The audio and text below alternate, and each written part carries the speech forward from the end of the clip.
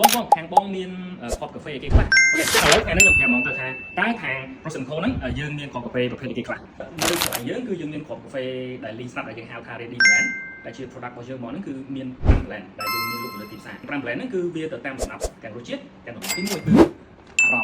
អារម្មណ៍គឺជាប្រភេទខបកាហ្វេដែលយើងលាយស្រាប់ចំពោះរសជាតិរបស់វាគឺស្រាលល្មមសម្រាប់បងប្អូនដែលទូទៅដែលគាត់ទើបចាប់ផ្ដើមញ៉ាំកាហ្វេឬក៏បងប្អូនដែលចូលចិត្តភាពធ្ងន់ល្មមមិនធ្ងន់ពេកមិនជូរវាមានរសជាតិបែបអារម្មណ៍ទូទៅសម្រាប់បងប្អូនដែលត្រូវការរសជាតិដិតធ្ងន់គឺគេហៅថាអារម្មណ៍ដាក់កម្រិតលេងរបស់វាគឺរៀង dark roast រសជាតិរបស់វារៀងធ្ងន់ដិតល្អដែលស័ក្តិសមសម្រាប់បងប្អូនដែលចូលចិត្តកាហ្វេធ្ងន់ជាពិសេសគឺសម្រាប់យើងធ្វើប្រភេទដូចជាកាហ្វេទឹកដោះគោហ្នឹងគឺត្រូវមែនតើតមកទៀតគឺ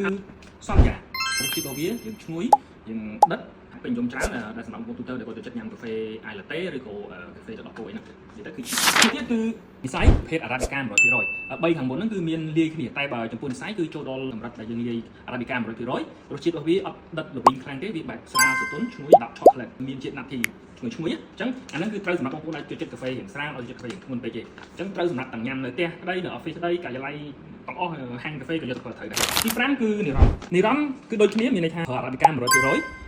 រសជាតិរបស់វាឈ្ងុយតែស្រាលអត់ល្វីងទេត្រូវសម្រាប់ហាងកាហ្វេ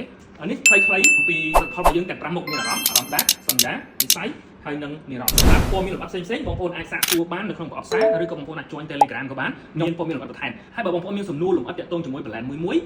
ទាក់ទងមួយតម្លៃទាក់ទងមួយការលាយការរោគនិយាយទៅលម្អិតទាក់ទងមួយ profile កាហ្វេទាំងអស់បងប្អូនអាច comment ឬក៏ទាក់ទងតាមប្រអប់សារមកពួកខ្ញុំនឹងផ្ដល់ចម្លើយយ៉ាងលម្អិតឲ្យបងប្អូនអរគុណច្រើនបងប្អូនជួបគ្នានៅវីដេអូក្រោយ